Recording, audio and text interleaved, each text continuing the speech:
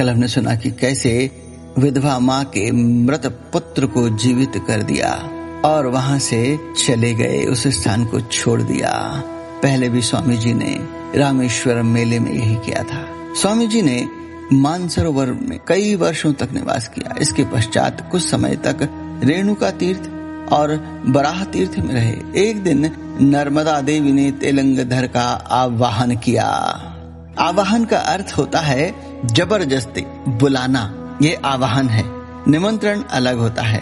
तो माँ तो अपने पुत्र को पकड़कर ला ही सकती है, बुला ही सकती है। तो माँ नर्मदा ने आवाहन किया। स्वामी जी मानसरोवर से नर्मदा जी के लिए चल पड़े और सन 1727 ईस्वी में नर्मदा के तट पर मार्कंडेय ऋषि के आश्रम में आकर रहने लगे। वहां अनेक साधु महात्माओं से मिलकर उन्हें अत्यधिक प्रसन्नता हुई। इस आश्रम में खाकी बाबा नाम के एक महापुरुष बहुत दिनों से रहते थे। उस रोज नर्मदा तट पर जाकर योगाभ्यास करते थे। एक दिन नदी तट पर उन्होंने जाकर देखा कि नदी का जल दूध का रूप धारण कर वेग से प्रभावित हो रहा है। नर्मदा जी में दूध बह रहा है और एक नग्न व्यक्ति नदी में खड़ा होकर अंजलि भर भर कर उस दूध का पान कर रहा है।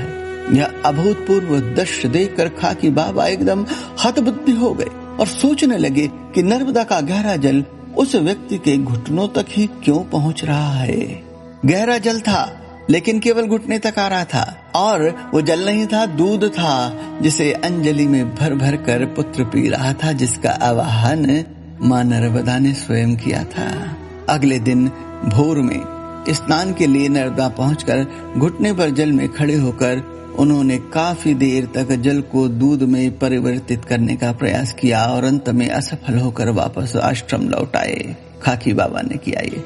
आश्रम में लौटकर अन्य आश्रमवासी महात्माओं से देखी हुई समस्त घटना का यथार्थ रूप में वर्णन किया।